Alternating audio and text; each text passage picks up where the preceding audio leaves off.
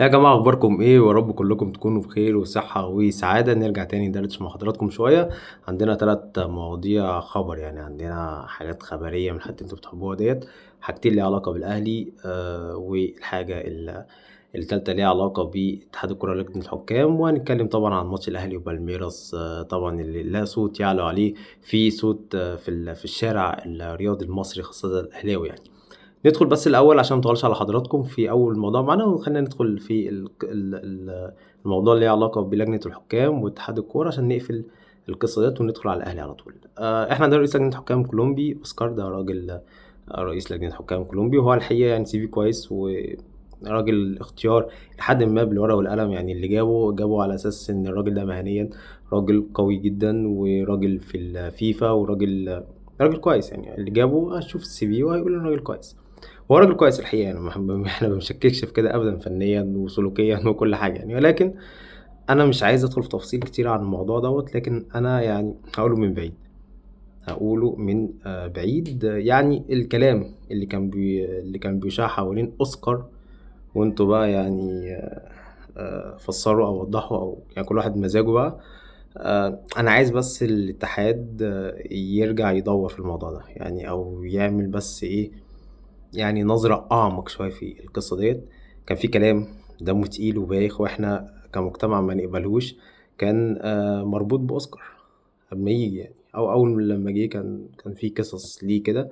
ولكن إحنا بنستقبل الموضوع ببساطة عامة. لكن أنا جاتلي معلومات مؤكدة إن يعني في حاجة ممكن تكون مش مظبوطة. الحكام أعتقد إن في حكام كتير أوي هيفهموني يعني. فيعني ممكن نكلم الراجل ونفهمه دنيتنا تمشي ازاي. آه، او بشكل عام، يعني انا ما قلتش الراجل غلط لحد مثلا يقول لي انت بتقول عليه كده خالص خالص، ولا من قريب ولا من بعيد. ولكن احنا ندور في الموضوع، تمام، وندي تحذيراتنا و يعني ننور اللمبة كده ونقول لا ناخد بالنا يعني، وحاجات كتير. فأوسكار راجل قوي فنيًا وسلوكيًا وكل حاجة، ولكن أنا بس يعني من باب الحرص، خلّوني ناخدها من باب الحرص يعني، من باب الحرص إن إحنا نحرّص ونوعّي ونفهِّم. كده ده موضوع أوسكار ولجنة الحكام واتحاد الكورة. ندخل بقى عن الموضوع التاني قبل ما آخدكم بقى لكأس العالم للأندية. خلّونا بس ندخل في حاجة ليها علاقة بصفقات الأهلي. يعني أنا عرفت إن سيحة طبعًا انتقل للأهلي خلاص حارس المرمى، ولكن كان في حارس تاني كان يعني الأهلي معجب بيه جدًا، وكان بينافس سيحة. ولولا إن سيحة حظه حلو والأهلي يعني الموضوع مشي معاه على طول، كان ممكن هو اللي ييجي مكان سيحة، وهو محمد شعبان حارس مرمى طلائع الجيش. الراجل دوّة كان الأهلي معجب بيه جدًا، خاصةً محمد يوسف المدير الرياضي للنادي الأهلي. تاني محمد شعبان حارس مرمى طلائع الجيش، الأهلي كان حاطّه في الحسبان، ولكن هو حظّه إن هو يعني جه بعد مسيحة. يعني الراجل نوّر بعد يعني لمّا الأهلي كان حاطط إيديه على سيحة. وعلى فكرة الأهلي مركّز مع سيحة مش من الدور التاني، ولا من ماتش الأهلي وحرس الحدود بتاع ال5 ولا الكلام ده كلّه. الأهلي مركّز مع سيحة من زمان، من بدري جدًا، ومتارجته، وعارف إن لو في أي حارس طلع من عنده هو ده اللي هيكون رقم 1. فحظ محمد شعبان إن هو يعني دخل ترشيحات متأخر شوية، ولكن لو كانت قصة سيحة وقفت لأي سبب كان محمد شعبان اللي هيكون حارس مرمى الأهلي. ولغاية دلوقتي على فكرة يعني لو حصل أي دروب في حراسة مرمى الأهلي في العدد، الشناوي مشي، مصطفى شوبير مشي، يعني حصل أي حاجة، مخلوف سيحة أي حاجة، هتلاقي محمد شعبان موجود في الأهلي. لأن الناس في الأهلي مقتنعة بيه جدًا، الناس في الأهلي مقتنعة بيه جدًا. وهو حارس مرمى كويس الحقيقة. ما ركزتش معاه أوي، وأنا مش من يعني من عادتي إن أنا باركّز مع حراس المرمى كتير. لكن يعني الأهلي شايفه إن هو حارس كويس جدًا. وبمناسبة حراس المرمى دي، أنا كنت كتبت بوست عن مصطفى شوبير على يعني على حساباتي في كل مواقع السوشيال ميديا. آآ لكن لقيت ردود أفعال غريبة الحقيقة. يعني أنا باقول مصطفى ده حارس جامد وحارس ولكن عنده default في ضربات الجزاء، وهافضل أقول على فكرة، عنده default في ضربات الجزاء ولازم يتعلم، وده مش عيب. اللي بيقول كده يعني بيكون خايف على مصلحته، لأن هو فعلًا ولد موهوب. مصطفى شوبير ولد موهوب، وهو أكتر حارس واعد حاليًا يقدر إن هو يشيل تيشيرت منتخب مصر لسنين كتير قدّام. ده رأيي الشخصي، ولكن في مشكلة نحلها. ده رأيي بشكل عام في مصطفى شوبير. ولكن نقفل بس قصة محمد شعبان. محمد شعبان كان تارجت للأهلي، بس جه تارجت متأخر وسيحة خلص، فالموضوع اتقفل. أكيد مش هيكون عندك 4 حراس مرمى كبار يعني على الدكة. الموضوع هو واحد في الملعب 3 على الدكة، الموضوع مش كويس يعني، غير إن المخلوف كان ممكن يطلع إعارة أصلا. يعني والأهلي قفل الموضوع ده دلوقتي بقدوم سيحة. ندخل بقى على الأهلي وبالميراس. جايب لكم كده حاجة من البرازيل. يعني 2 صحابي من البرازيل، واحد اسمه جيل وواحد اسمه برونو. أصحابي يعني صحفيين في المجال بشكل عام. كنت بتكلم معاهم من شوية وبسألهم يعني عن ردود الأفعال شايفين ازاي الماتش والكلام ده. الناس عندها ثقة تامة إن هم متأهلين وإن هم شايفين إن هم وبورتو الأول والتاني، فإن حصل تعادل يعني هم مش عايزين تعادل، كانوا عايزين يكسبوا بورتو عشان ما يلعبوش باريس سان جيرمان وقصة يعني. لكن مش عارف ده بقى حقيقة يعني، الحقيقة مش عارف ده بقى يعني حاجة في صالح الأهلي، حاجة مش في صالح الأهلي، مش عارف. لكن آه يعني الناس عندها ثقة كبيرة جدا ورهيبة جدا، وشايف إن هو نازل يلاعب فريق مش معروف. مش عارف ازاي عارفينه اسما طبعا، وعارفين ان هو فرقة على طول بتقل، وفرقة لعبتهم قبل كده بتاع فرقة برازيلية على طول وي. بس هم عندهم ثقة في امكانياتهم رهيبة. هم الامانة فرقة حلوة، فرقة كويسة جدا، وكانت تكسب بورتو، فرقة حلوة جدا. تمام. فهم عندهم، هم شايفين ماتش انتر ميامي والاهلي ده ماتش هنبقى ماتشين ناخد فيهم 6 بونت، ونشوف بقى فريق الاهداف بقى، نشوف بقى اي حاجة تخلينا اول ما نبقاش تاني. فدي ثقة. ممكن يكون ليها سلاح ذو حدين، حاجة كويسة وممكن برضو يكون حاجة ضد الأهلي، إن هم عندهم ثقة عالية وفرق، وبرضو ممكن تكون حاجة يعني في صالح الأهلي إن هم نازلين ثقة زيادة. فأنت تنزل خاصة أنت بشرة قليلة. اللي بيزعلنا من الأهلي إن هو حاطط نفسه في بؤرة يعني الفرق متواضعة والنتائج متواضعة. لأ، أنت عندك أعلى 3 أجنحة في أفريقيا. عندك تريزيجيه، بن شرقي، زيزو. عندك افضل فيرود في افريقيا، عندك افضل لعيب رقم 8 في افريقيا صرف محمد علي بن رمضان، لان انا مش بقيم امام عاشور إن هو لعيب رقم 8 يعني. لكن هقول لك اكتر لعيب موهوب واكتر لعيب حريف واكتر لعيب جامد امام عاشور. حطه بقى مركز 10، حطه جناح، لعيب قوي جدا.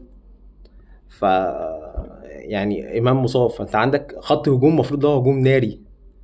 لا، انت تعمل شغل احسن من كده، تنزل تكسب اي فريق. فالاهلي وبالميراس ردود الافعال هناك صحافه وجماهير يعني هم عندهم ثقه كبيره ان هم يكسبوا الماتش دوت. مفيش مشكله خالص وهيعدوه. ومش مذاكرين الاهلي على فكره يعني. اغلب ما مش ملاحظ ان هم مثلا بيعملوا تقارير او بيعملوا حاجات يعني. انا بعد ما كلمتهم لفيت لفه كده في المواقع اللي هم فيها وفي الميديا البرازيليه بشكل عام على تويتر، ما لقيتش هم يعني مدين الاهلي حاجه يعني. هم بيبصوا على نفسهم بس يعني. فنتمنى يا رب ان يكون دي حاجه كويسه يعني. نتكلم في موضوع الاهلي وبالميراس الماتش يعني. هل هو ماتش سهل؟ لا طبعا مش ماتش سهل. ماتش الساعه 12 الظهر ورطوبه عاليه جدا. ده اسوأ الماتشات اللي انت تروح تلعبها في بريتوريا. ماتش صعب. بالميراس فرقه قويه جدا، ضغط عالي، اجنحه رهيبه، نص ملعب يعني ما شاء الله. مهمه تقيله، مهمه تقيله جدا.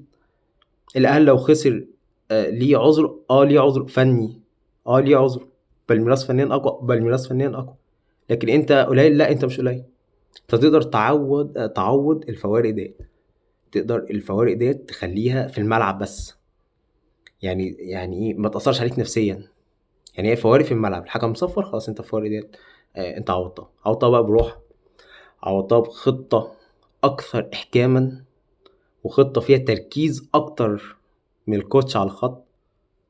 عوضتها بالروح، بالاصرار، بالحماس، بالرغبة، بان كله يحب الخل كله.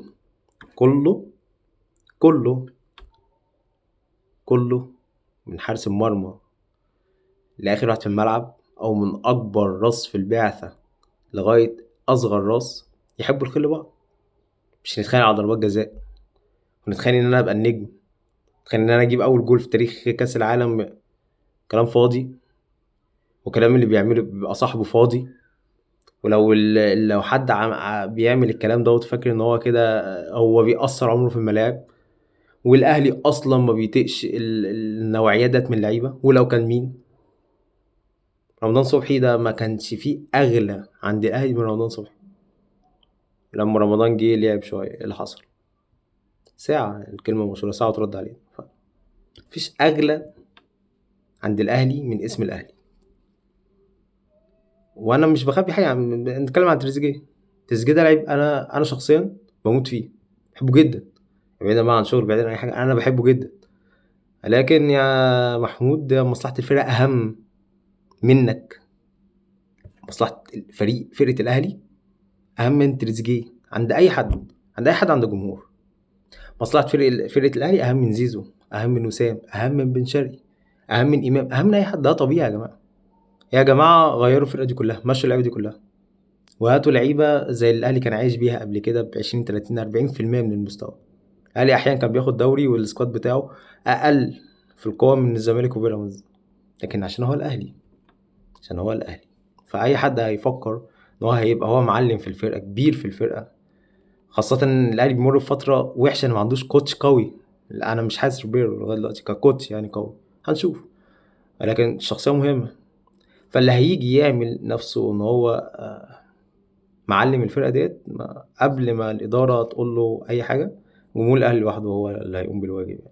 أكيد الميديا طبعا ما بتقبلش الكلام ده بشكل عام يعني. فأنا كصحفي مثلا أشوف موقف زي ده هفسره إزاي؟ لعيب بياخد كورة من زميله اللي هو المفروض رقم واحد اللي هو يسدد، ده غلطان جدا.